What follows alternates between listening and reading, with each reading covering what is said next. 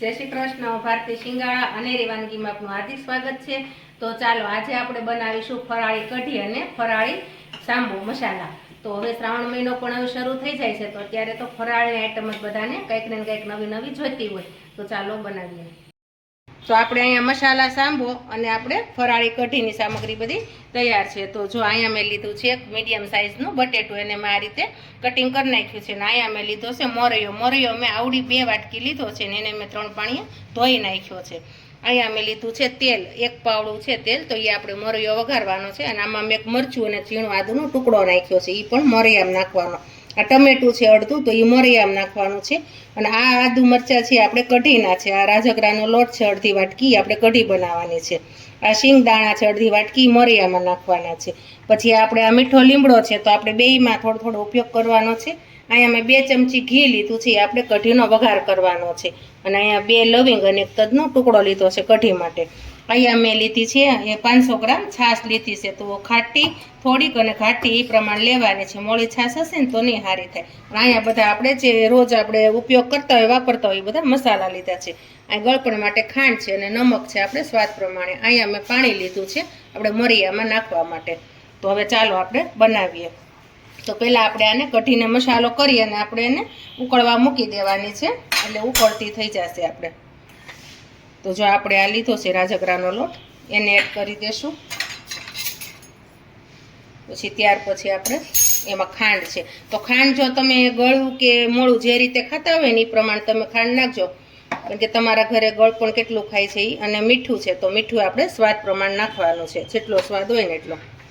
પછી આપણે આદુ મરચાં છે, તો આદુ મરચાંને આમાં ઉકળવામાં જ નાખી દેવાના છે. અને લીમડો છે, તો લીમડાના પાને ઉકળવામાં આપણે નાખી દેવાના છે.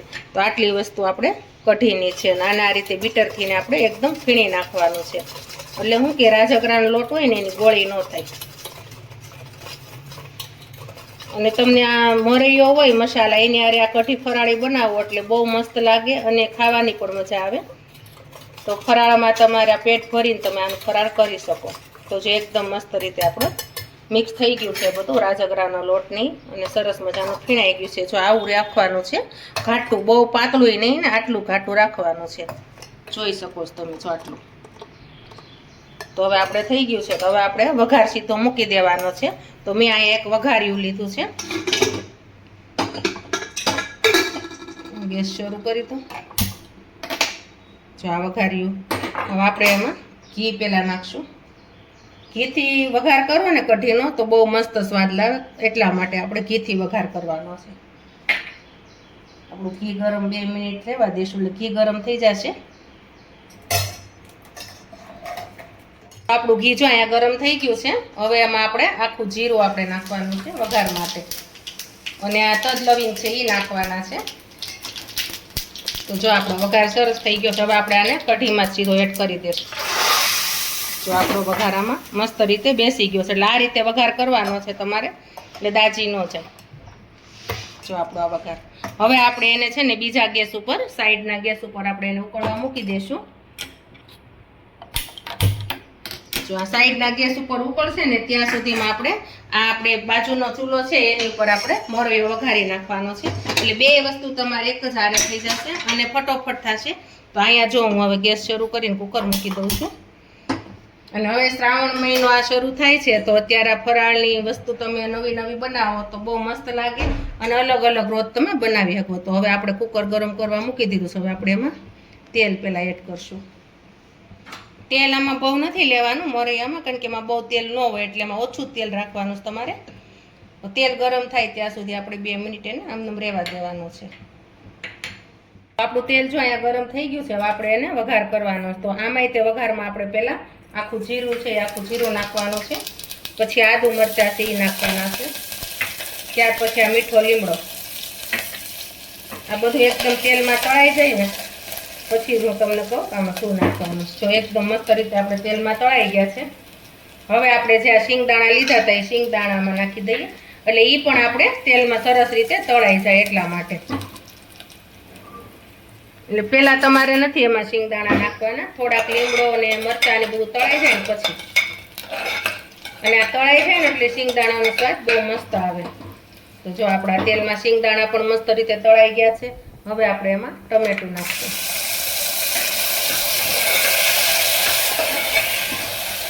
હવે આપણે જે આ બટેટા લીધા હતા ને આ મસાલો સાંભો તમે બનાવો એટલે બહુ જ મસ્ત લાગશે અને બધાને ભાવશે પાછો. હવે આપણે એમાં જે રેગ્યુલર જે ઘરે ખાતા હોય એ આપણે મસાલો કરવાનો છે. તો આપણે એમાં થોડુંક અડધી ચમચી લાલ મરચું નાખવાનું છે. ત્યાર પછી આપણે મીઠું સ્વાદ પ્રમાણે નાખવાનું છે, જેટલું ખાતા હોય એટલું. અને જો તમે લોકો હળદર ખાતા હોય તો હળદર નાખજો અને ધાણા જીરું, કારણ કે અમારા ઘરે તો ફરાળમાં હળદર અને ધાણા જીરું અમે નથી ખાતા. ઘણા લોકો ખાતા હોય તો તમે આમાં હળદર ને ધાણા જીરું બે વસ્તુ નાખી શકો છો. તો જો આપણે હવે મસ્ત રીતે બધો વઘાર થઈ ગયો છે. હવે આપણે એમાં પાણી નાખવાનું છે.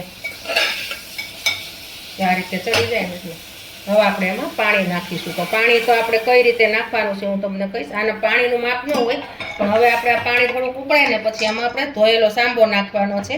અને સાંભો છે ને બુડબુડા રહે ને એ રીતે આપણે કરવાનો છે. તો આપણે એને 2 મિનિટ સુધી રહેવા દઈએ. પાણી ઉકળી જાય ને તો આપણે ખાલી આમનું ઢાંકણ ઢાંકી જ દેવાનું છે, બંધ નથી કરવાનું. 2 મિનિટ થશે તો ઉકળી જશે. તો આપણે એને જો 5 મિનિટ ઢાંકી દીધું હતું તો આપણું પાણી પણ મસ્ત રીતે ઉકળી ગયું છે. તો હવે આપણે જે મોરૈયો હતો ધોઈને લીધો હતો એને આપણે અંદર નાખી દઈશું.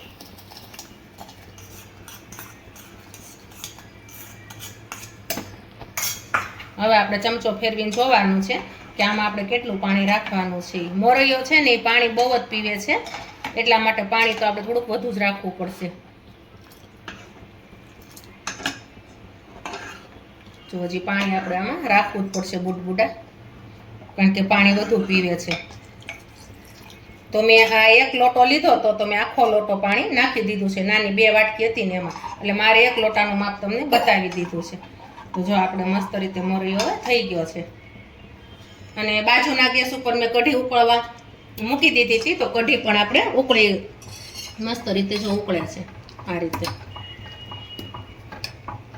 તો કઢીને પણ આ રીતે આપણે ઉકળવા દેવાની છે. અને મોરૈયો આપણો આ રીતે મસ્ત થઈ ગયો છે. તો હવે આપણે એને કુકર બંધ કરી અને આપણે એને 4 વિસલ વગાડવાની છે. તો આપણે એને કુકર બંધ કરી દઈશું અને 4 વિસલ વાગે ને એટલે આપણે બંધ કરી દેવાનું છે. અત્યારે મેં ફાસ્ટ ગેસ રાખ્યો છે, પણ આમાં હવા ભરાઈ જાય કુકરમાં એટલે આપણે એને ધીમો ગેસ કરી નાખવાનો છે, એટલે દાજે ને એટલા માટે. તો હવે આપણે આને 4 સીટી વગાડી દઈશું અને આને આપણે ફાસ્ટ ગેસ કરી અને ઉભરા 2 લઈ લઈએ એટલે આપણી કઢી પણ મસ્ત રીતે થઈ ગઈ છે ને તૈયાર. અને આને વાર પણ નથી લાગતી, ફટોફટ બની જાય છે. તો આપણી કઢી ઉકળી ગઈ છે સરસ મજાની.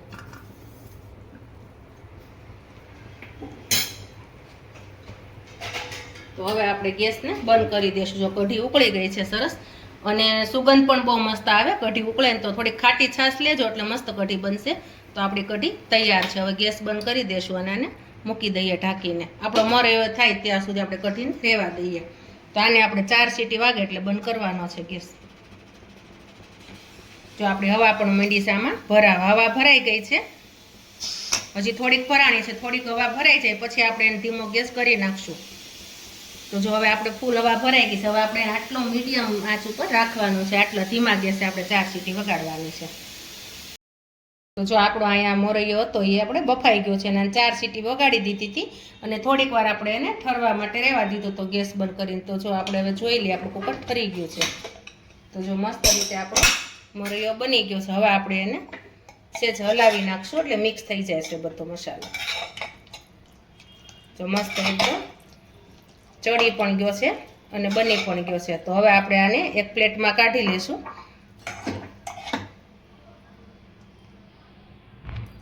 આ તમે ગરમ ગરમ મોરૈયો અને કઢી તમે ફરાળમાં લેશો તો બહુ જ મજા આવશે અને નાના મોટા સૌને ફાવે એવો છે અને આ તમને નડશે પણ નહીં. તો જો આપણે આ મોરૈયો કાઢી લીધો છે અને અહીંયા આપણે કઢી હતી એ કઢી પણ આપણે કાઢી લેશું.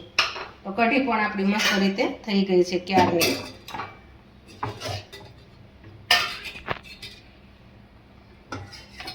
અને કઢીનો સ્વાદ પણ બહુ મસ્ત આવે છે, એટલે તમે આ કઢી પણ ફરાળી બનાવશો તો એ પણ ફાવશે બધાને.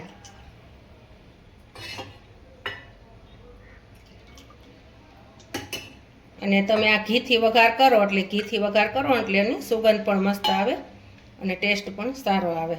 તો જો આપણે અહીંયા ફરાળની ડીશ આપણી તૈયાર થઈ ગઈ છે. મસાલાવાળો મોરૈયો અને કઢી આપણી. તો જો આપણી ડીશ તૈયાર.